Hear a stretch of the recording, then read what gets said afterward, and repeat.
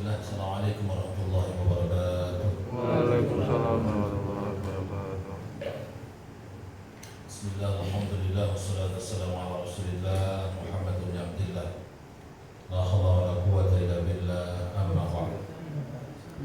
Saudara sekalian, jamaah salat Isya yang berbahagia, bersyukur kita kepada Allah Ta'ala yang telah melimpahkan rahmat karunia-Nya sehingga pada malam hari ini kita bisa menunaikan, bisa menjalankan ibadah sholat Isya dengan berjamaah. Salawat dan salam semoga Allah tak melimpahkan dan curahkan junjungan kita Nabi Agung Muhammad Sallallahu Alaihi Wasallam beserta para keluarga, para sahabat dan para pengikut yang setia hingga kiamat, dan semoga syafaat beliau untuk kita sekalian amin ya rabbal alamin. Saudara sekalian, Bapak Ibu yang saya hormati, sebagaimana yang tadi saya sampaikan saat khutbah di Masjid As-Sofa, kita ini sebentar lagi akan masuk di bulan suci Ramadan. Dan untuk memasuki bulan suci Ramadan tersebut, berarti kita ini harus mempersiapkan segala sesuatunya. Secara garis besar, persiapan kita adalah ada tiga. Yang pertama, bagaimana kita ini siap secara batiniah spiritual. Kemudian yang kedua, bagaimana kita siap dari sisi jasmani fisik. Ya, dan yang terakhir adalah bagaimana kita ini mempunyai kekuatan pikir yang bagus, utamanya adalah bagaimana ada kesiapan secara ilmu tentang tata cara bagaimana puasa, yaitu di bulan Ramadan, sekaligus tata cara ibadah yang menjadi dari situ. Hadirin rahimakumullah, yang tak kalah pentingnya adalah bagaimana kita menyiapkan diri untuk mempunyai keimanan yang kuat dan yang kokoh, sehingga ketika nanti masuk di bulan Ramadan, kita menjalankan ibadah Ramadan bukan karena terpaksa, ya, bukan karena malu, ya, bukan karena tidak kepenak sama teman, gitu ya, tapi merupakan karena iman dan ikhlas karena menjalankannya. Supaya apa? Supaya kita ini dihapus dosa dan maksiat selama sebulan yang lalu. Hadis yang tadi saya kutip adalah man shoma Ramadan imanan wa ihtisaban ghufira lahu ma taqaddama min dhanbi. Barang siapa yang berpuasa bulan Ramadan dan puasanya itu adalah didasari dengan iman dan didasari dengan keikhlasan karena Allah Subhanahu wa taala, maka Allah akan mengampuni segala dosa dan khilafnya selama tahun yang telah dilaluinya. Nah, ini menjadi dasar saudara sekalian, sehingga ketika kita menjalankan ibadah puasa itu, bagaimana kita ini betul-betul disuruh oleh Allah dengan kalimat ya ayyuhalladzina amanu, wahai orang yang beriman. Kita disuruh oleh Allah seperti itu, dan kemudian diperintah untuk menjalankan ibadah puasa kita ini dengan mengucapkan sami'na wa ata'na, saya dengar ya Allah dan saya pun taat atas perintahmu, yaitu yang namanya puasa. Hadirin rahimakumullah, saya ingin mengulas tadi yang saya khutbahkan, dan materinya sebenarnya sudah saya bacakan ayat-ayatnya di forum ini, ya, yang sudah terarsip di YouTube itu. Bahwa kalau kita ibaratkan Ramadan itu adalah sebuah lembaga pendidikan, kalau ibarat Ramadan itu adalah sebuah sekolah, universitas atau pesantren, ma'had begitu ya, maka berarti santrinya adalah diri kita. Santrinya adalah kita semuanya yang disebut dengan orang yang beriman. Jadi orang beriman ini menjadi seorang santri, menjadi seorang murid, ya, muridnya Allah Subhanahu wa taala. Otomatis guru kita, maha guru kita, ya zat yang maha menciptakan alam semesta jagat raya, yaitu Allah Azza wa Jalla. Nah, kemudian kita diproses dengan kurikulum yang jelas selama Ramadan, ya, kemudian selesai 1 bulan penuh kita menjalankan ibadah puasa dan amalia di dalamnya, maka ayatnya ditutup dengan kalimat la'allakum tattaqun, yaitu agar diri kita menjadi orang yang bertakwa. Jadi memang tujuan ending daripada perintah puasa itu adalah la'alakum tattaqun, agar diri kita menjadi orang yang bertakwa. Nah, yang perlu kita perhatikan Allah adalah diri kita menjadi seorang mukmin. Sudahkah kita ini menjadi orang mukmin yang sejati atau belum? Sudah layakkah kita ini disebut dengan orang yang beriman atau belum? Ya, makanya kalau sudah saya rinci di pertemuan yang sebelumnya, berarti ciri-ciri orang beriman itu harus ada pada diri kita. Nah, mari kita review ulang sebentar saja sebelum kita masuk materi pada malam hari ini, bahwa orang beriman, hadirin Allah, sudah kita bahas ini.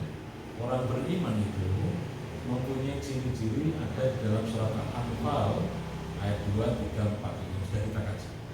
Jadi kalau orang beriman cirinya itu adalah ada pada diri kita, maka insya Allah awal Ramadan besok kita masuk, ya, kemudian kita menjalankannya penuh dengan keimanan yang benar di dalam diri kita.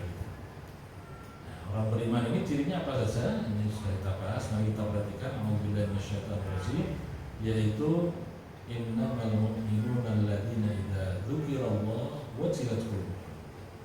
Jadi yang pertama, orang beriman itu adalah apabila disebut asma Allah, maka bergetarlah hati mereka. Nah, ini tadi tidak sempat disampaikan di khutbah karena forumnya waktunya pendek gitu ya, hanya sekilas saja tadi saya sampaikan. Jadi kalau orang beriman itu berarti ciri yang pertama adalah apabila disebut asma Allah maka bergetar hatinya. Kemudian yang kedua adalah wa idza tuliyat 'alaihim ayatuhu zadatuhum imanan. Apabila dibacakan ayat Allah, apabila dibacakan ayat Allah yang tertulis maupun yang tercipta, ya, maka kemudian zadatuhum imanan, imannya akan bertambah, keyakinan, kepercayaan, iktikadnya kepada Allah Azza wa Jalla itu tambah semakin kuat, ya, tambah semangat itu senantiasa taqarrub mendekatkan diri kepada Allah Subhanahu wa Ta'ala, ya. Jadi tambah imannya ketika dibacakan ayat Allah, ya, yang tertulis maupun yang tercipta, tambah imannya. Baik, kemudian yang ketiga adalah wa 'ala rabbihim yatawakkalun, ya, dan hanya kepada Allah lah mereka orang beriman ini bertawakal. Hanya kepada Allah lah mereka ini bertawakal, memasrahkan hidupnya, menyandarkan hidupnya hanya kepada Allah Subhanahu wa Ta'ala. Jadi persoalan yang ada dihadapinya itu adalah disandarkan hanya kepada Allah Subhanahu wa Ta'ala, bukan kepada selain Allah. Ya, hanya kekuatan kemahakuasaan dan kekokohan dalam bersandar itu dia hanya kepada Sang Maha Pencipta Allah Subhanahu wa Ta'ala. Ini yang ketiga. Dan yang keempat adalah alladzina yuqimus shalah, yaitu orang yang mendirikan shalah. Ya, orang beriman itu berarti harus menjalankan sholat di waktu dan secara istiqomah. Makanya yang jadi pertanyaan itu adalah ada sebagian kaum muslimin ini di saat sholatnya masih belum sempat lengkap oleh 5 waktunya, tapi saking semangatnya Ramadan ikut menjalankan apa? Ibadah puasa. Nah, ini artinya berarti ciri orang beriman belum penuh pada dirinya. Nah, kita tahu ciri orang beriman itu berarti yaitu masalah yang keempat adalah senantiasa mendirikan sholat. Ini harus penuhi dulu supaya kita ini sukses selama Ramadan kita menjalankan ibadah puasa tersebut. Ya, jadi kita lakukan 5 waktu dengan istiqomah begitu, dan disitulah kita akan mudah dan betul-betul mendasari puasa ini dengan ibadah, dengan iman dan ikhtisaban. Baik, kemudian yang terakhir adalah wa mimma razaqnahum yunfiqun, yaitu menginfakkan, sedekahkan, ya, menzakatkan hartanya, ya, jalan Allah Subhanahu wa Ta'ala. Sebagian rezekinya itu adalah bukan milik mereka, bukan milik diri sendiri, tapi milik atas sebagian yang berhak untuk disisihkan kepada mereka. Baik, kelima ini berarti ada pada diri kita harusnya. Ayatnya sudah kita kasih di pertemuan yang lalu. Jadi saya mohon mari kita bareng-bareng, ya, kita kerjakan ciri orang beriman ini ada pada diri kita, ya, yang tidak sempat saya sampaikan di khutbah tadi, waktunya nggak cukup. Nah, kemudian Bapak hadirin Allah, ketika ciri orang beriman sudah ada pada diri kita, kemudian diproses selama 9 penuh, kemudian kita diantarkan selama 9 penuh nanti, gitu ya, itu insya Allah menjalankannya itu kurikulum Ramadan dengan baik kita kerjakan, insya Allah mudah kita untuk menjadi orang bertakwa. Bagaimana puasa siang harinya, ya, bagaimana kita bisa menahan nafsu emosional kita misalnya, bagaimana kita menahan dari tutur kata yang negatif yang jelek, bagaimana kita tidak mudah untuk bertutur kata yang tidak baik misalnya, ya, itu akan lebih mudah, ya, Ya, bagaimana kita tidak menyakiti orang lain misalnya, itu tidak. Ya, karena ciri orang beriman sudah ada pada diri kita. Ya, sehingga nanti ketika selama Ramadan kita menjalankan ibadah puasa, ya, insya Allah ini akan memudahkan untuk memaknai, menjiwai daripada perintah puasa tersebut. Saudara sekalian rahimahullah, setelah selesai Ramadan, ya, orang yang beriman tadi itu menjadi la'allakum tattaqun. Di awal ayat surat Al-Imran, ya apa Al-Baqarah 183 tadi. A'udzubillahi minasyaitonir rajim, ya ayyuhalladzina amanu kutiba alaikumus syiyamu kama kutiba alal ladzina min qablikum la'allakum tattaqun. Ya ayyuhalladzina amanu itu orang yang beriman, itu menjadi murid kan? Kemudian kutiba alaikumus syiyam kama kutiba alal ladzina min qablikum. Itu proses Ramadan kita jalani. Ya, endingnya, akhirnya, alumninya, mutakharrijnya adalah la'allakum tattaqun, supaya diri kita menjadi orang yang bertakwa.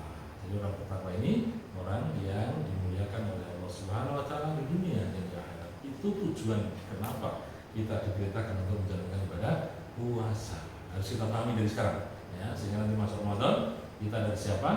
Dan apa yang diperintahkan oleh Allah itu akan kita raih sesuai dengan kurikulum yang Allah berikan kepada kita. Ya, orang beriman diproses oleh Allah secara penuh, jadilah orang bertakwa. Ciri-ciri orang bertakwa itu apa? Sudah kita pelajari juga Pak ya, sudah kita kaji di pertemuan ini pula. Tapi untuk mensegarkan ulang ingatan kita kesiapan Ramadan besok, maka akan saya ulang kembali ciri orang bertakwa yang ada di surat Al-Imran yang sudah kita kaji ayat 133. Ya. A'udzubillahi minasyaitonir rajim. Wasari'u ila maghfiratin min rabbikum wa jannatin 'arduhas samawati wal ardh uiddat lil muttaqin. Dan bersegeralah kalian semuanya menuju kepada ampunan Allah, dan bersegeralah kalian semuanya menuju surganya Allah, yang mana surga itu seluas langit dan bumi. Mu'iddat lil muttaqin, disediakan surga tadi adalah kepada orang-orang yang bertakwa. Orang bertakwa itu sahabat saya, mari kita perhatikan. Ciri yang pertama orang bertakwa adalah alladzina yunfiquna fis sarra wad dharra. Ya, orang bertakwa itu adalah ketika ya, dalam keadaan sempit, dalam keadaan lapang, dalam keadaan susah maupun dalam keadaan bahagia senang gitu ya, tetap senantiasa yunfiquna, senantiasa menginfakkan sebagai rezekinya, senantiasa mensedekahkan apa yang dimilikinya sesuai dengan keikhlasannya. Itu yang pertama. Dan yang kedua, orang bertakwa itu adalah wal kadhiminal ghaidha. Ya, orang bisa menahan nafsu amarah, orang yang bisa menahan nafsu kejengkelannya, gitu kan. Yang namanya perasaan sakitnya tuh di sini itu langsung disirnakan, dihilangkan, nggak ada pada diri orang yang bertakwa, gitu ya.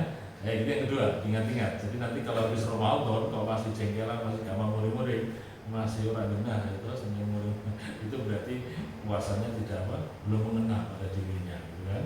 Jadi orang bertakwa berarti dia wal kadhiminal ghaidha, ya, bisa menahan nafsu amarah, ya, tidak gampang jengkelan, ya, tidak gampang emosian, gitu kan. Kemudian yang berikutnya adalah wal 'afina 'anil nas. Orang bertakwa itu mempunyai sifat atau mempunyai karakteristik yaitu pemaaf, wal 'afina 'anil nas, memaafkan kepada sesama manusia. Ingat ayatnya adalah an-nas, itulah tadi saya katakan Islam ini ajarannya adalah rahmatan lil alamin. Islam ini mengajak kepada penebaran kasih sayang kepada alam semesta ini. Ya. Artinya apa?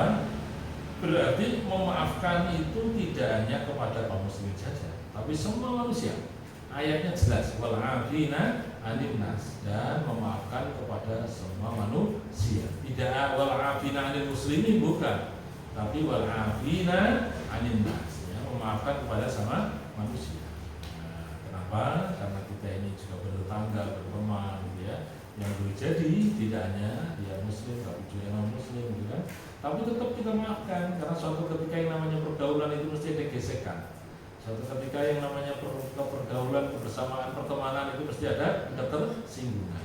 Tapi karena kita sudah dibentuk selama Ramadan, ya, dengan karakter muttaqin, orang yang bertakwa tadi, maka insya Allah punya sifat yang namanya wal 'afina 'anil nas, yaitu bisa memaafkan kepada sama manusia.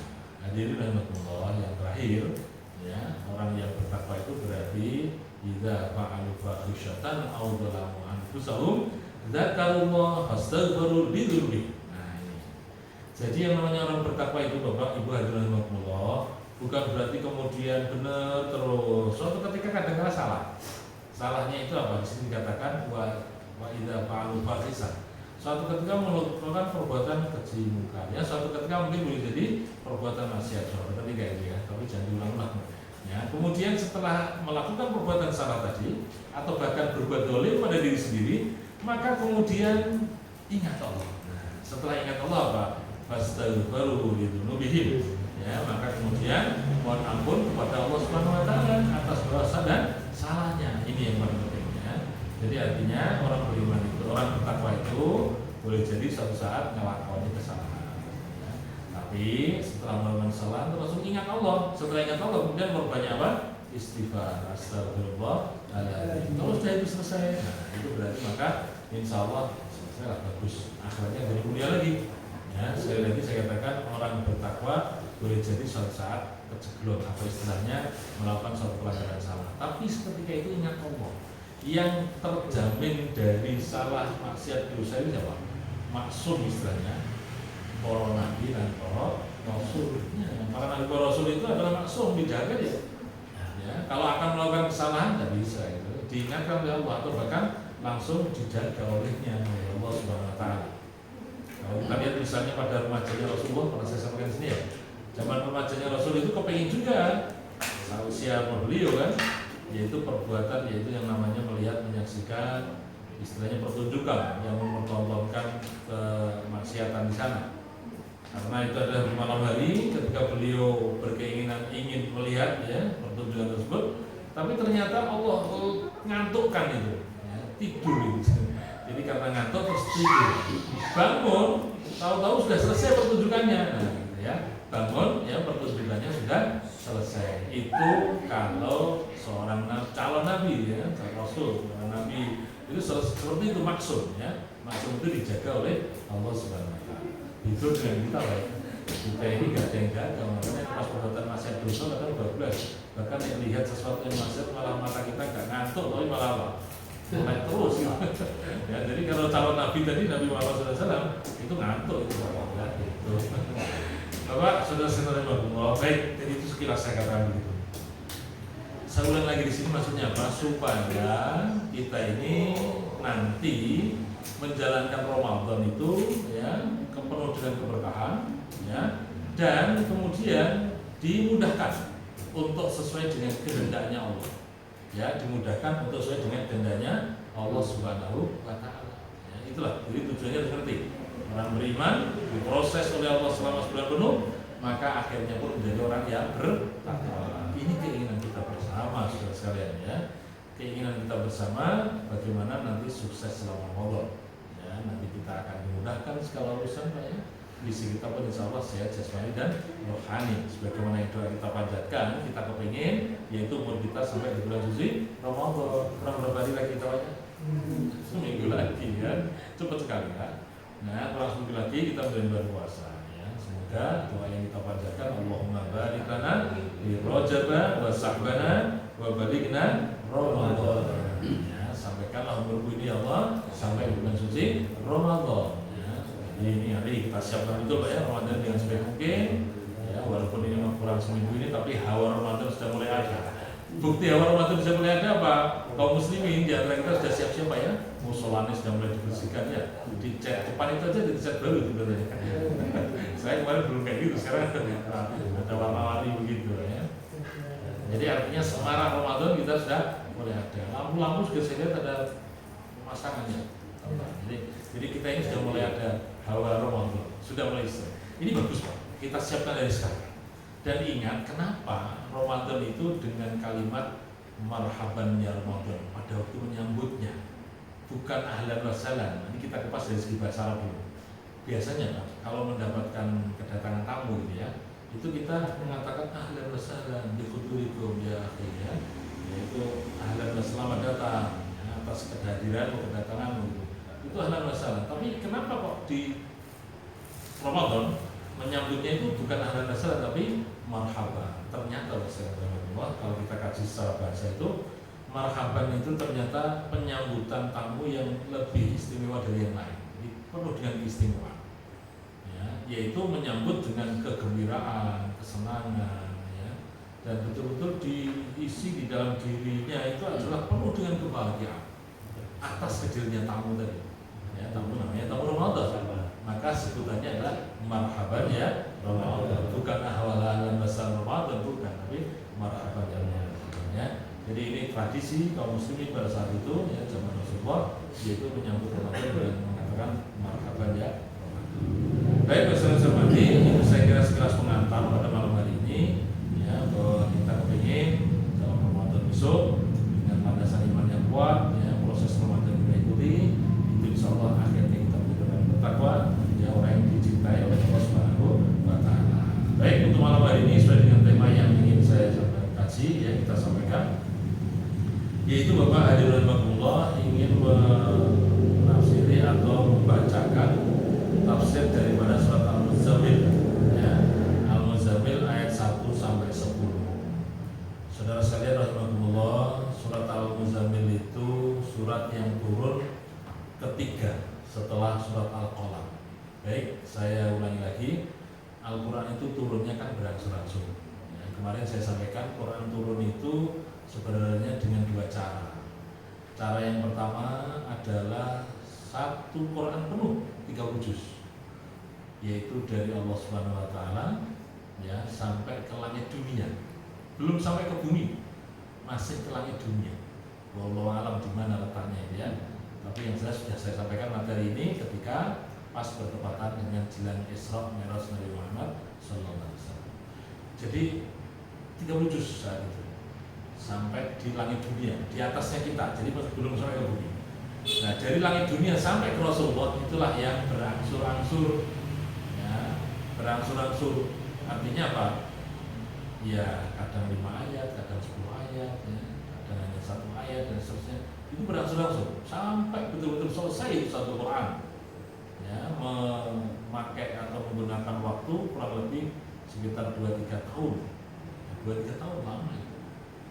Berarti kan Quran penuh turun di langit dunia, itu perjalanan Rasulullah itu sudah direkam oleh Allah Subhanahu wa Ta'ala ya, sesuai dengan Quran turun yang secara berangsur-angsur. Otomatis kaum kita ini yakin kok kalau Allah itu sudah menulis semua ya yang terjadi di alam semesta jagat raya ini, yang ada di dalam kitab namanya kitab Lauh Mahfuz ya, kitab yang hanya Allah yang Maha tahu di situ, yang sangat tersembunyi. Begitu juga perjalanan 23 tahun Rasulullah menerima wahyu, itu berarti Quran kan sudah satu Quran penuh 30 juz itu ada di langit dunia, kemudian turun berangsur-angsur. Nah, turun berangsur-angsur ini kalau kita lihat dalam catatan ulumul Quran, ilmu Al-Quran, adalah surat yang pertama yaitu surat Al-Alaq 1 sampai 5, hanya sampai 5 toh, padahal ada 19 ayat. Baik, 1 sampai 5 itu turun yang pertama kali. Kemudian turun yang kedua kali namanya surat Al-Qalam. Al-Qalam ayat 1 sampai 7. Nah, setelah Al-Qalam turun, baru yang ketiga ini Pak, surat Al-Muzammil. Al-Muzammil 1 sampai 10, walaupun dalam tafsir yang lain itu mengatakan 1 sampai 9. Tapi ketika saya baca kitab tafsirnya Suyuti, Ad-Durrul Mansur di Tafsirul Quran, itu berada ayat 1 sampai ayat 10. Sehingga pada malam hari ini saya akan membacakan terjemahan dari ayat 1 sampai ayat 10. Yang intinya adalah memberikan kekuatan atau amaliyah batin kepada Nabi Muhammad SAW dan juga untuk kita semuanya. Mari kita lakukan ya. Ada 7 amalan Pak, 7 perintah, yang mana perintah ini sebelum perintah yang lainnya, karena surat turunnya kan yang ketiga. Otomatis sholat, puasa, apalagi zakat, haji belum. Ini perintah yang pertama kali Pak ya, perintah yang pertama kali yang diberikan oleh Allah Subhanahu wa Ta'ala melalui malaikat Jibril, kemudian diberikan kepada Kanjeng Rasul Muhammad SAW. Nah, perintah ini terangkum dalam surat Al-Muzammil. Makanya ketika surat Al-Muzammil ini turun, berarti memberikan, bahasa mudahnya ya, senjata spiritual kepada Kanjeng Rasul untuk melakukan dakwah Islamnya, menyebarkan syariat Islam di muka bumi ini. Baik, mari kita bacakan ya surat Al-Muzammil ayat 1 sampai 10. A'udzubillahi minasyaitonirrajim. Ya ayyuhal muzzammil qumil laila illa qalila nisfahu aw inqus minhu qalila aw zid 'alaihi warattilil qur'ana tartila. Baik, jadi ayat ini adalah memberikan pemahaman kepada kita sekalian dengan kalimat ya ayyuhal muzzammil, wahai orang yang berselimut. Ya, wahai orang yang berselimut. Nah, jadi makna wahai orang yang berselimut itu di sini dikatakan ya ayyuhan nabi, ya ayyuhan mutaghatti bi thiyabihi kum lis-salati bil laili illa siramin kum nisful lail aw inqus minal nisfi wa qalila hatta tasila ila thuluth. Baik, jadi intinya kalau terjemahan bahasa mudahnya adalah ya ayyuhal muzammil, itu artinya wahai orang yang berselimut. Karena apa? Nabi saat itu memang dalam keadaan berselimut, dalam keadaan sedang santai, layak-layak santai gitu ya. Tapi yang jelas ini maknanya ada dua memang. Ada makna hakiki dan ada makna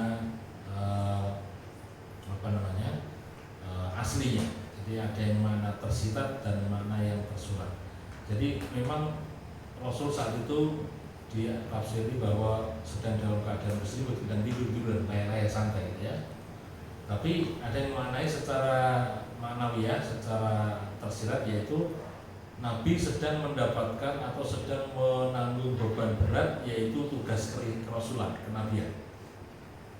Jadi ketika akan mengawali dakwah itu kan berat itu Nabi Muhammad. Kenapa? Karena kaum musyrik ya, orang kafir Quraisy ya, orang-orang Mekah ini tidak banyak menerima tentang dakwahnya Rasul. Ya, orang-orang yang menyembah berhala ini untuk beralih ke menyembah kepada Allah Subhanahu wa taala berat. Jadi sangat berat itu dakwahnya Rasul. Maka saking beratnya maka Rasul diibaratkan di sini sedang berselimut. Tapi memang ada yang memaknai secara nyata betul Rasul saat itu sedang meleleh, sedang berselimut, sedang tidur-tiduran. Ditegur oleh Allah Subhanahu wa taala, ya ayyuhal muzammil, wahai orang yang berselimut.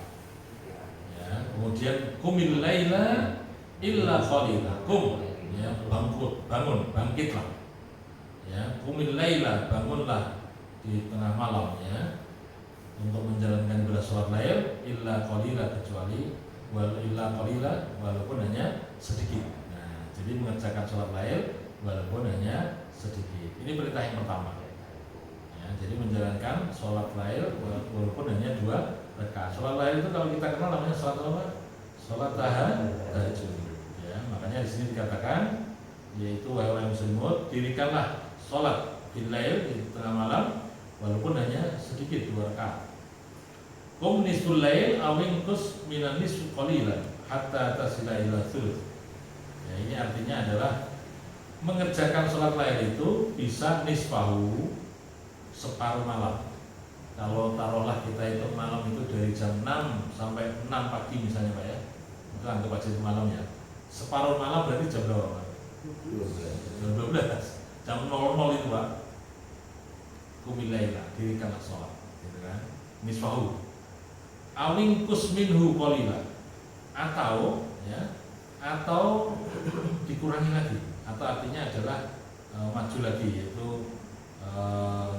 di sepertiga malam gitu kan. Auzid alaihi waratul Quran tartila, auzid alaihi, atau sebelum jam 12. Nah, itu bisa juga, itu maknanya seperti itu.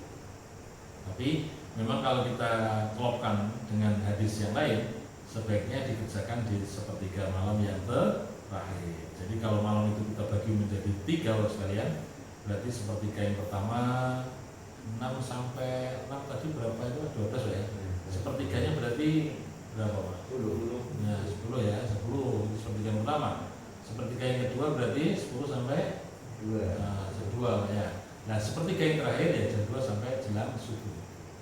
Baik. Tapi dalam hadis yang lain memang sebaiknya dilakukan di sepertiga malam yang terakhir, itu yang bagus gitu kan. Tapi kalau kita berat menjalankannya ya boleh dikerjakan sebelum jam 12 boleh.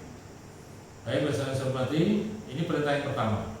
Makanya sholat tahajud ini kalau hukum syariatnya akhirnya pun untuk Nabi Muhammad SAW itu menjadi wajib sampai akhir hayat Pak. Awal-awal kenabian, awal-awal Nabi diutus saat itu bersama dengan para sahabat, itu menjalankan sholat tarawih itu wajib Pak kalau ya dalam sejarah. Jadi para sahabat itu menjalankan itu wajib karena belum ada perintah sholat 5 waktu. Gitu kan? Jadi sholat tahajud itu satu wajib. Tapi setelah ada perintah sholat 5 waktu, ya, itu yang wajib hanya siapa? Rasulullah Muhammad Sallallahu Alaihi Wasallam. Sementara diri kita, umatnya, kaumnya ini hukumnya apa? Sunnah muakkad. Untuk nggak wajib ya. Kalau wajib kita ya, itu hanya Rasulullah wajib itu Pak. Ya, Rasul wajib karena utusan Allah dan pilihan makhluk pilihan Allah itu kan. Kalau nggak bangun kan dibangunkan malaikat Jibril. Nah, kita ini kalau nggak bangun semua bangun ya, berarti sudah sampai subuh gitu ya. Nah itu kan. Tapi kalau Rasulullah langsung malaikat Jibril yang bangun. Baik, jadi ini artinya adalah hukum syariat ini hanya untuk Rasulullah SAW itu wajib. Namanya sholat lain. Tapi kalau untuk diri kita adalah sunnah muakkad, sunnah tapi diperkuatkannya. Baik, perintah yang pertama. Kemudian perintah yang kedua, ya, tentang bagaimana keutamaan sholat tahajud dan seterusnya itu dibahas saya kira di dalam kitab yang dikaji Ustaz Wilis itu apa itu? Apa ya? Itu ada katanya. Manfaat latihan daripada sholat tahajud sudah dibahas oleh beliau. Termasuk 7 ini kalau yang lain-lainnya ada di kitab itu semuanya. Saya hanya garis besarnya aja. Ada 7 perintah yang harus kita lakukan, terutama adalah sebelum ada perintah sholat 5 waktu itu pun diperintahkan kepada para sahabat saat itu. Baik, yang pertama. Kemudian yang kedua, di sini dikatakan qumil laila illa qalila au zid alaihi warattilil qur'ana. Warattilil qur'ana tartila, ini yang kedua. Ya, warattilil qur'ana tartila, dan bacalah Quran itu dengan tartil. Jadi kalau bahasanya di sini adalah waiqra'ul Quran, ya, bitamahil, yaitu dengan pelan-pelan, terus dimaknai artinya, gitu ya, huruf per huruf, wakofnya, apa diperhatikan betul. Itu namanya tartil. Jadi tartil itu membaca dengan pelan-pelan, menghayati, gitu ya, dinikmati, dan kemudian makhrajnya, tajwidnya diperhatikan. Itu namanya tartil. Jadi tartil itu memang kita baca Qurannya harus tartil. Jadi Bapak Ibu hadirin rahimakumullah, kalau kita perhatikan bacaan di dunia ini tidak sejelimet aturannya gitu ya. Seperti apa? Al-Quran. Al-Quran itu Pak, aturannya kan sangat detail Pak, jelimet sekali Pak ya. Makhraj hurufnya saja itu ada aturannya Pak. Apa itu? Keluar huruf itu loh Pak, itu ada aturannya itu Pak. Saya mungkin di sini bisa dikatakan Ustadz ya, bisa ceramah gitu, bisa maknai Quran seperti ini. Tapi kalau dites dengan orang yang ahli baca Quran Pak, banyak salahnya enggak? Nah gitu ya. Saya salah juga Pak. Saya dites sama Pak saya Sufi yang ada di Al-Quran itu, yang orang Mesir asli bacanya bagus itu. Saya dites salah juga gitu. Jadi artinya emang ya itulah yang namanya ilmu itu di atas langit pasti ada apa? Langit Pak. Mungkin sini bacaan saya mungkin bisa, tapi kalau dites dengan orang yang ahli banyak yang salah juga, ya, menurut versi beliau gitu kan. Jadi artinya memang kita baca Quran berusaha untuk sebaik mungkin tartil. Jadi yang namanya makhraj huruf itu harus bagus gitu ya. Kemudian panjang pendeknya, kemudian tajwidnya gitu kan gitu. Jadi maksudnya tartil seperti itu. Warattil Qur'ana tartila. Terus bagaimana Pak kalau misalnya masih baru belajar? Ya tidak apa-apa, besok kan sudah Ramadan. Jangan kemudian berpikir aku waktu yang dosanya kayak salah malah dosanya begitu. Tetap belajar terus itu ya dibaca gitu, insya Allah maha memaafkan kita gitu ya. Tetap harus baca walaupun apa salah-salah pendapat. Tapi sebaiknya tetap harus belajar, meningkatkan kualitas bacanya sesuai dengan kaidah yang benar. Bagaimana tata cara membaca Al-Quran. Itu yang kedua. Jadi warattilil Qur'ana tartila. Bacalah Quran itu dengan tartil. Makanya Quran itu tadi saya katakan bacaan yang memang aturannya itu luar biasa, aturannya sangat detail sekali. Ya, kalau kita baca teks Indonesia itu kan paling titik, koma, tanda seru dan sebagainya. Tapi Quran tidak hanya itu saja. Ya, intinya pun cara mengeluarkan hurufnya itu ada aturannya. Bahkan kalau kita lihat itu cara bacanya itu kadang-kadang tidak hanya satu saja. Yang sudah kita kenal namanya ada istilah qiraah sab'ah ya, bacaan yang dibaca ada 7 versi gitu kan, cara bacanya itu Pak. Ya, kemudian ada lagi yang sampai qiraah berapa itu, 10 gitu kan. Nah itu orang yang ahli dalam membaca ada sendiri. Ya, Tapi intinya adalah mari kita yakini Quran itu datangnya dari Allah Subhanahu Wa Taala dan isi kandungannya pun darinya tata cara bacanya pun memang sesuai dengan standar yang telah disepakati. Ya, gitu. Baik, itu perintah yang kedua, yaitu warattilil Qur'ana tartila. Kenapa kita kok disuruh untuk sholat lain? Kenapa Rasulullah saat itu diperintah untuk sholat lain, gitu ya? Untuk membaca Quran, gitu. Kenapa? Inna sanulki alaika qaulan sakina. Inna sungguhnya sanulki, ya, kami akan memberikan alaika kepada engkau ya Muhammad, yaitu qaulan sakina, yaitu perkataan yang berat, perkataan yang bobot. Artinya apa? Inna sananzilu alaika ayyuhan nabi, kami akan memberikan kepada engkau ya Nabi ya Muhammad Qur'anan adiman, ya, Quran yang agung ini mustamilan 'alal awamir wan nawahi wal ahkam syar'iyyah, yang isinya Quran itu adalah perintah-perintah Allah, larangan-larangan Allah dan hukum-hukum syariat. Jadi kenapa ya Rasul kok suruh sholat tahajud dan kemudian suruh baca Quran? Karena Allah akan menurunkan Quran, ya, Quran yang sifat isinya di dalamnya ada perintah Allah dan ada larangan Allah, juga ada hukum-hukum syariat yang ada. Maka Quran itu dikatakan qaulan sakila, yaitu ucapan yang sangat berat, ucapan yang sangat berbobot. Ya, makanya dalam rangka untuk koneksitas diri Rasul dengan Allah Ta'ala, maka di tengah malam itu senantiasa Allah sholat tahajud, ya, sholat qiyamul lail, ya, untuk supaya mudah memahami apa yang akan diturunkan kepada beliau, yaitu Al-Quranul Karim yang isinya tentang perintah, yang isinya tentang larangan, ya, yang isinya tentang hukum-hukum syariat yang ada, gitu ya. Nah, berarti untuk kita pun bisa, Pak. Artinya begini, kita ini jalankanlah sholat lain, ya. Mari kita kerjakan sholat tahajud, gitu kan. Kita top dengan sholat witir, kita biasakan baca Quran, ya. Karena memang karena dengan amal itulah harapannya kita nanti menjadi orang yang sebagaimana Rasul inginkan, yaitu menjadi manusia yang dekat dengan Allah Subhanahu Wa Taala. Baik, kemudian inna nasyiatal laili hiya asyaddu wat'an wa aqwamu qila. Ya, inna nasyiatal lail, karena sungguhnya yang namanya bangun di tengah malam itu, ya, inna nasyiatal lail, bangun di tengah malam itu adalah asyaddu. Di sini dikatakan sesungguhnya bangun, ya, malam itu adalah sangat asyaddu, sangat wat'an, sangat kuat, wa aqwamu qila, dan lebih teguh, ya, lebih terkesan qalilan ucapannya. Jadi artinya ketika kita sholat tahajud itu, Bapak, saudara-saudara, ibu yang saya hormati, coba praktekkan 2 rakaat saja. Di saat orang sedang tidur nyenyak, di saat orang sedang menikmati istirahatnya di malam hari, kemudian kita bangun dalam rangka untuk menjalankan qiyamul lail, untuk menjalankan sholat tahajud, dan kemudian kita baca itu Qurannya, Fatihahnya pelan-pelan, gitu ya, takbirul ihramnya, setelah itu kemudian Fatihahnya, ayat-ayatnya kita baca pelan-pelan, menikmati baca itu enak sekali, Pak. Ya, karena apa? Kita tidak mendengar segala sesuatu kecuali hanya apa yang ada di sekitar kita saja. Ya, jadi teman-teman kita, saudara-saudara kita yang di rumah atau famili kita, ya, pasangan kita, anak-anak kita, semuanya tidur, Pak. Kita bangun misalnya, ya, kita bangun, kita nikmati. Ya, karena memang bacaan di tengah malam itu betul-betul asyaddu wat'an wa aqwamu qila, ya, sungguh sangat mempunyai kesan yang nikmat ketika malam hari kita membaca ayat-ayat Al-Quran di dalam sholat lail, dalam qiyamul lail. Ya, makanya sholat lail ini fadilah utamanya kalau kita lihat dalam sebuah hadis dikatakan, yaitu salah satu kunci mudah masuk surga itu menjalankan sholat lail. Mari kita perhatikan, ada satu hadis yang saya ingat ini tadi belum saya sampaikan. Jadi suatu ketika Nabi ini kan datang hijrah ke Yasrib, ya, ke Madinah. Itu saat itu langsung disambut oleh banyak penduduk Madinah, yang mana yang nyambut itu tidak hanya kaum muslimin saja, tapi orang yang belum masuk Islam pun ikut menyambut kehadiran Rasulullah pada saat itu. Kenapa?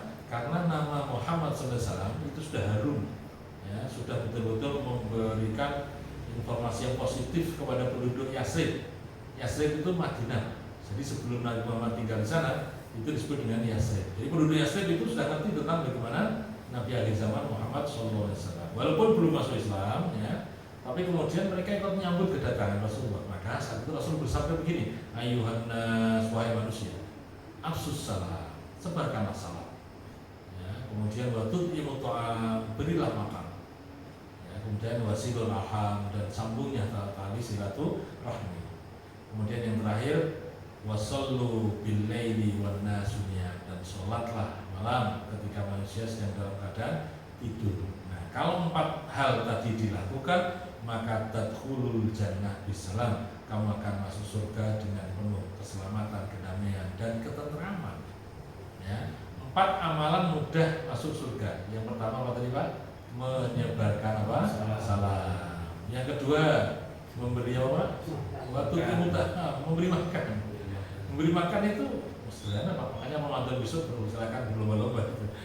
Ya, ada takjil tuh biasanya Pak. Nah, enggak ada makan buka dan sebagainya. Itu untuk timutah itu mudah masuk surga itu. Waktu timutah gitu kan. Yang ketiga Pak, coba yang ketiga tadi apa? Silaturahmi. Ya, jangan sampai putus silaturahmi. Ya, jadi yang keempat baru dikatakan tadi adalah sholat lail. Ya, sholat lail. Shallu bil laili wan nasu niyam. Sholat lail sedangkan manusia dalam keadaan tidur. Nah, ini menjadi kuncinya masuk surga. Ada 4, salah satunya adalah sholat lail. Baik, Bapak saya hormati. Jadi di siang hari Rasulullah itu adalah mempunyai tugas beban yang kuat, yang berat. Ya, makanya di sini dikatakan innalaka fin nahari sabhan tawila. Sesungguhnya engkau yang Muhammad di siang hari adalah mempunyai pekerjaan yang banyak. Ya, pekerjaan yang banyak siang hari Rasulullah ini karena tugasnya berdakwah, tugasnya otomatis sebagai kepala rumah tangga gitu ya. Jadi tugasnya berat. Makanya dalam rangka untuk menjalankan tugas risalah tadi, malam hari disuruh oleh Allah untuk sholat tahajud, ya, untuk selalu baca Al-Quran gitu ya. Nah ini artinya adalah awal-awal Nabi Muhammad diutus di muka bumi ini menyebarkan dakwah Islam itu, senjata yang diberikan oleh Allah kepada beliau Rasul itu adalah senantiasa menjalankan sholat lail, sholat tahajud.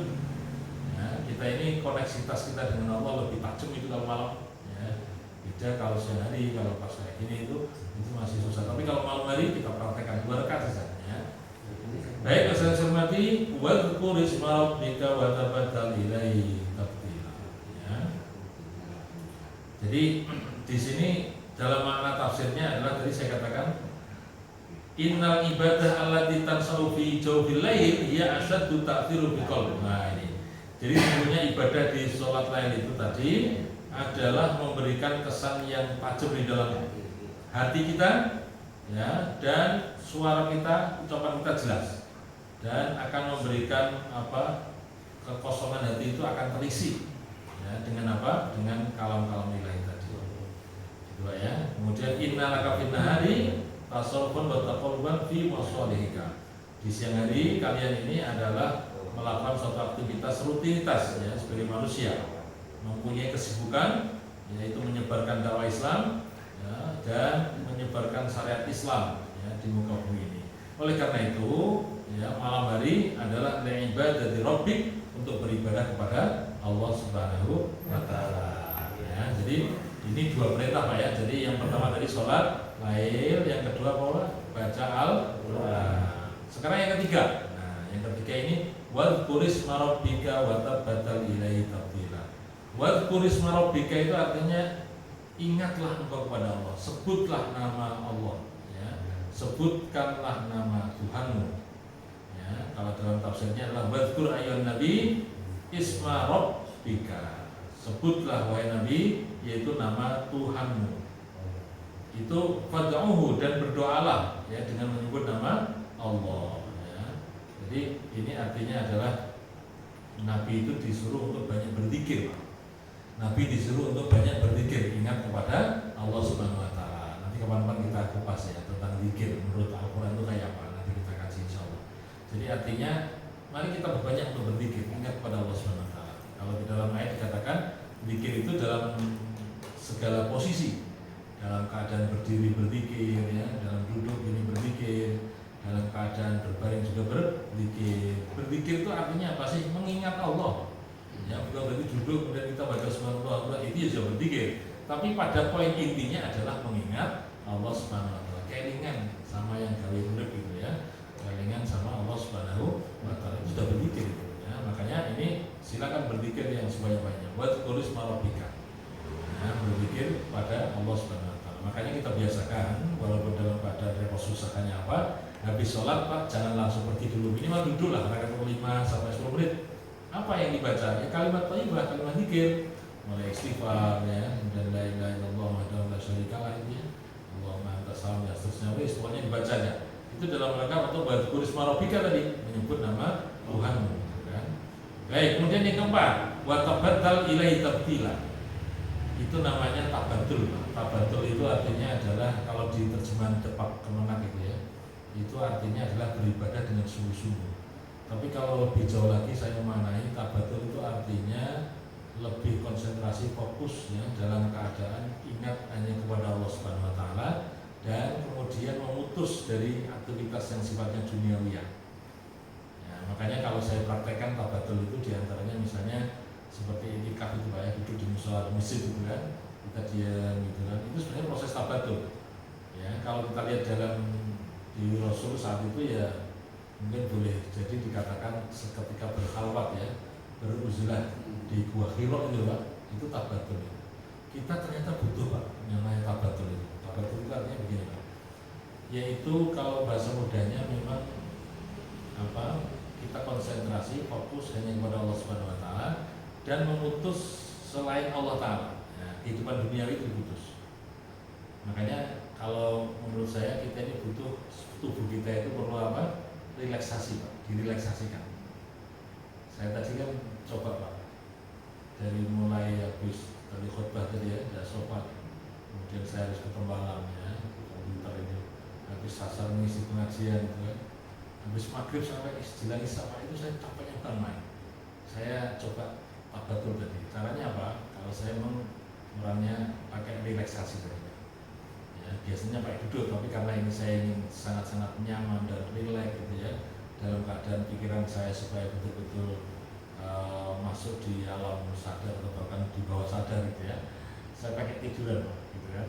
Tapi saya ngomong sama istri saya, atau alarm saya hidupkan jam 7 kurang 4 saya harus bangun gitu kan. Ya, habis maghrib saya tidur Pak, gitu. Tapi relaksasi dulu gitu, duduk ya, kemudian santai, kemudian saya rebahkan tubuhnya gitu kan, mohon pada Allah ya, saya mohon supaya nanti jam 7 kurang 4 bangun, walaupun doanya tetap dipanjatkan tapi alarmnya tetap apa? Dihidupkan gitu ya, jangan tunggu tapi nggak secara manusiawinya. Manusiawinya apa? Ya alarm terus saya hidupkan itu ya, tunggunya tetap gitu kan. Tapi alhamdulillah alarm belum bunyi Pak, saya sudah bangun duluan gitu. Coba Pak, kalau nggak biasa itu pusing kepalanya Pak, tidur hanya 10 menit gitu, 10 atau 10 jam itu saya rilekskan betul. Kalau enggak saya nggak bisa ceramah seperti ini Pak, karena saking capeknya ya. Saya rilekskan betul, ini saya proses tabatul ya, rileks itu fokus, bentar mohon pada Allah ya, kemudian detak jantung itu saya rasakan, saya mengucapkan kalimat apa? Allah, Allah gitu ya. Nah itu, atau mungkin diawali dari la ilaha illallah dulu lah, la ilaha illallah, dinikmati gitu, dinikmati rileks, kemudian rasakan detak jantung, kemudian ucapkan Allah, Allah gitu. Langsung lepas itu langsung kita dalam keadaan tidur, nyenyak. Kata istri saya tidur itu nyenyak kan, maksudnya nyenyak, padahal nggak ada setengah jam, semua jam itu. Ya, karena saking nikmatnya, capeknya tadi ya. Tapi alhamdulillah atas izin Allah tadi saya katakan, alarm belum bunyi saya sudah bangun. Anak saya kecil bilang, "Oh, sudah bangun Pak tadi alarmnya bunyi ya." Ya karena sudah Allah bangun dan alhamdulillah Pak ya. Sehingga langsung saya berangkat ke sini. Saya tadi masuk sini belum ada orang karena belum ada ya. Jadi ini artinya adalah proses tabatul. Ini saya lakukan kadang-kadang dalam rangka posisi untuk merilekskan tubuh saya gitu ya, dan kemudian pikiran kita. Nah, Bapak-bapak perlu mencoba seperti itu saja. Caranya adalah bagaimana mungkin di tengah malam kalau sudah bangun misalnya jam 3:30 ya. Saya kira kita ini kalau tambah umur tidurnya kan nggak banyak tuh malam-malam Pak ya. Kalau saya mengevaluasi diri saya sendiri dari SMA kemudian mahasiswa ya, kemudian sekarang berkeluarga, itu saya merasakan tambah umur itu kalau malam kok tidurnya nggak bisa banyak Pak ya. Gitu. Artinya apa? Ternyata ini menjadi apa? Pengingat bagi kita semuanya. Kalau tidur lama itu malah capek, kalau malam hari berarti kan bangun sebelum subuh kan ya. Nah itu dalam rangka untuk bisa sholat tahajud, bisa sholat witir, bisa baca Quran ya. Nah kemudian silahkan latihan tabatul tadi, relaksasi, duduk, diam sebentar ya, kemudian dikir, ucapkan kalimat thayyibah itu saja.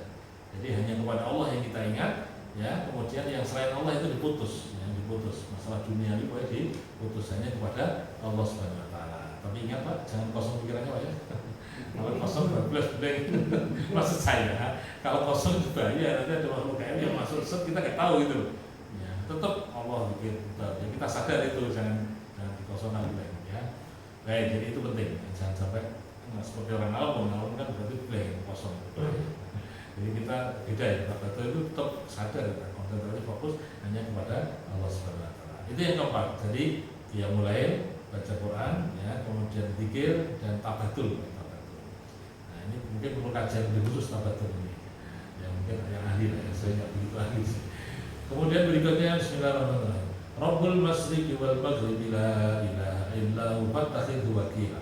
Nah, jadi Allah Subhanahu Wa Taala itu adalah Rabbul Masyriq wal Maghrib, Tuhan penguasa yang namanya arah timur wal Maghrib dan arah barat.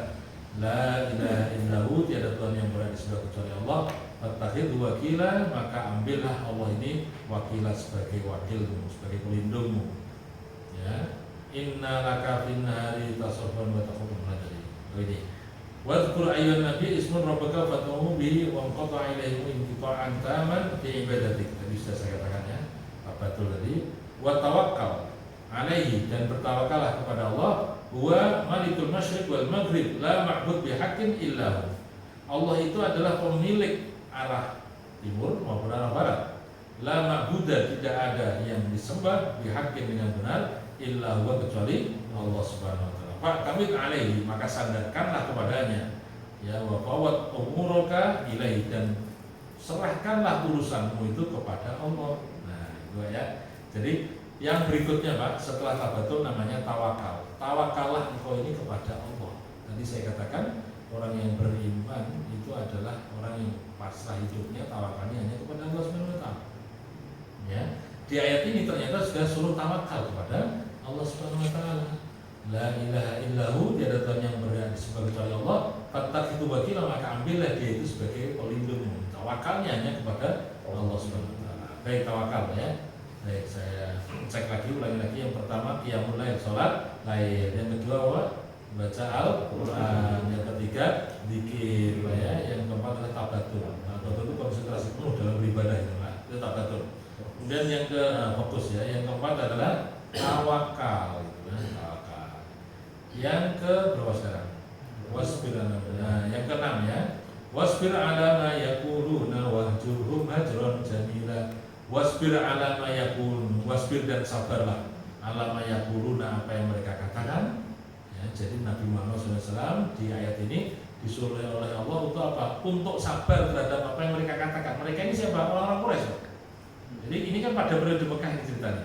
Jadi Nabi ini, ayat ini turun kan Rasul masih berada di kota Mekah, maka dikatakan periode Mekah. Jadi di periode Mekah ini orang-orang kafir Quraisy banyak yang tidak senang dengan Rasulullah. Maka perkataannya itu jelek. Kadang mengatakan Rasul itu adalah gila, ya.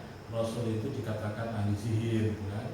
Rasul dikatakan ahli syair, semacam-macam. Jadi negatif sekali itu yang disemayamkan kepada diri Rasul. Oleh karena itu Allah perintahkan kepada Rasulullah ini dengan mengatakan apa? Wasbir ala yakum, sabarlah ya Muhammad terhadap apa yang mereka katakan. Tidak usah dihiraukan. Nah, silakan ya, yang mereka katakan sabar, ya sabar. Ya. Setelah sabar maka wahjurhum hajron jamila. Artinya apa? Tinggalkanlah mereka, tapi cara meninggalkannya adalah tinggal yang baik. Hijrahlah kalian ini, yaitu dengan hijrah yang baik. Ya. Maksudnya apa? Kalau kita praktekkan dalam dunia sekarang Pak, intinya adalah kita ini dalam berinteraksi dengan sesama kita, gitu ya. Boleh jadi ada perkataan yang nggak baik, atau bahkan ada sesuatu yang membuat kita ini nggak pas gitu ya secara batin, maka kemudian kita harus sabar dari ucapan-ucapan mereka tadi. Nah setelah sabar tadi, kemudian mari kita tinggalkan dengan yang baik ya. Nah prakteknya ini pernah saya sampaikan ketika ada orang yang bertanya begini, saya tolong minta pendapat Pak Mas Sofian, bagaimana? Yaitu saya ingin pindah kerja ini karena tempat kerjaan saya ini kelihatannya kok nggak kondusif untuk menjaga iman saya gitu kan. Karena ini adalah pekerjaan yang mentereng, yang bagus saat itu sebagai seorang bagian masak di hotel, namanya apa? Chef. Itu gajinya mahal, artinya yang ahli ya, yang ahli itu saya tanya saat itu mahal sekali. Nah kemudian karena gak nyaman daerah di lingkungan seperti itu kepengen pindah. Nah ketika mau pindah saya katakan boleh dengan pindah, tapi ingat ada ayat yang mengatakan wahjuru wajron jamilah, ya hijrahlah kalian, ya kamu ini dengan hijrah yang baik. Untuk mencari hijrah yang baik gimana? Ya tolong kondisikan keluarga dulu yang biasanya mendapat gaji yang besar gitu ya, kemudian nanti menjadi yang pas-pasan gitu, bahkan mungkin kalau rintis usaha bisnis itu ya malah kadang-kala ya tombol gitu ya, dan sukses harusnya itu harus disiapkan dulu gitu kan. Nah setelah itu baru boleh keluar. Alhamdulillah ini sudah keluar dari usaha yang lain. Jadi ini artinya adalah wahjuru wajron jamilah, kita indah tapi dengan yang bagus, yang apa? Yang baik gitu ya, jangan spontanitas. Termasuk ketika kita ini adalah bergaul ya dengan teman-teman yang mungkin ada teman-teman kita yang kita ini sudah hijrah ya, sudah berbuat baik gitu. Tapi teman-teman yang masih interaksinya yang negatif gitu kan. Negatif itu banyak Pak, teman-teman yang negatif misalnya ada komunitas yang sukanya masih suka meramal gitu Pak. Malam-malam ini kadang-kadang bertahun-tahun itu meramal. Jadi pelajaran matematika tidak hanya SD tok, dan semua ini saya matematika. Nah, kadang-kadang ini komunitas ini dia hanya seakan Pak. Ini kadang-kadang mengajak teman-temannya itu Pak. Nah, koneksitas. Nah, itu kalau kita pas ketemu seperti itu kita bukan berarti kemudian kita jauhi kan, tetap pelan-pelan gitu loh ya. Nah, kita tetap pelan-pelan kita jauhi gitu kan. Kalau kita nggak mampu untuk menasihati minimal kita nggak usah ikut-ikutan gitu, nggak usah ikut-ikutan, kita jauhi. Itu artinya wahjuru wajron jamilah di situ. Ya, kita meninggalkan perbuatan negatif tadi dengan indah dan pelan-pelan ya, tidak dengan frontal. Baik, bahasa cermati termasuk ketika kita mengajak atau menasihati itu ya perbuatan mungkar jelek itu ya, itu pun juga harus pelan-pelan juga ya. Artinya kita harus memberikan kesabaran dan kita harus punya metode cara bagaimana supaya kembali kepada jalan yang benar. Baik, bahasa cermati, saya kira itu yang harus saya sampaikan. Coba mari kita ulangi lagi 7 perintah ini. Yang pertama adalah qiyamul lail ya. Yang kedua apa? Baca Al-Qur'an. Yang ketiga apa tadi? Zikir ya. Yang keempat tabatul ya. Fokus konsentrasi tadi. Kemudian yang kelima tawakal. Tawakal ya. Yang keenam sabar. Yang ketujuh itu hijrah. Hijrah tapi yang hijrah yang baik. Nah, 7 perintah ini Pak diperintahkan Allah Subhanahu wa taala kepada Kanjeng Rasul. Saat itu belum ada perintah yang lainnya. Belum ada perintah yang lain. Ini perintah yang dilakukan oleh Rasul. Makanya suatu ketika ada percekcokan di antara kaum muslimin ya dalam satu masjid, tapi masjid ini suci. Tapi pelaksanaan model masjid ini enggak gaduh Pak, ada yang kepengin begini begitu. Ya, kadang-kadang saling menyalahkan menggunakan dalil dan seterusnya. Nah, kemudian saya tengah dengan ayat ini, sudahlah kita tidak usah mikir masalah itu. Kita kembali pada perintah awal saja. Sebelum ada perintah macam-macam, ada 7 perintah itu yang ada berusaha bersama. Kita kaji dulu, kita telah. Ternyata ini kemudian mau jadi bersatu Pak. Apa? Kita introspeksi diri. Kita ini sudah sholat lain, sudah kita lakukan belum kan gitu ya? Bagaimana sholat lain kita, bagaimana baca Quran kita. Ini diperdalam terus Pak. Nah, lama-lama jadi akrab bagus, jadi bagus nih sekarang gitu ya. Jadi artinya menjalankan perintah di awal-awal kerasulan. Jadi sebelum Nabi Muhammad mendapatkan perintah yang lainnya, ini dilakukan, ya, dan yang lainnya gitu ya. Nah, ini yang penting. Baik, Pak saya hormati, saya kira hari saya cukup siang. Ini sebagai persiapan juga untuk masuk bulan Ramadan. Mari kita hiasi di bulan Ramadan. Besok itu termasuk amalan 7 perintah ini Pak ya, supaya kita ini menjadi sukses di bulan Ramadan.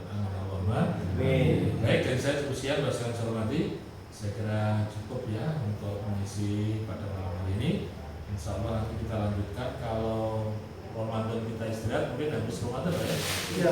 Ramadan saya, habis Ramadan kita lanjutkan insya Allah ya. Dari saya sekian. Alhamdulillah. Assalamualaikum warahmatullahi wabarakatuh. Waalaikumsalam.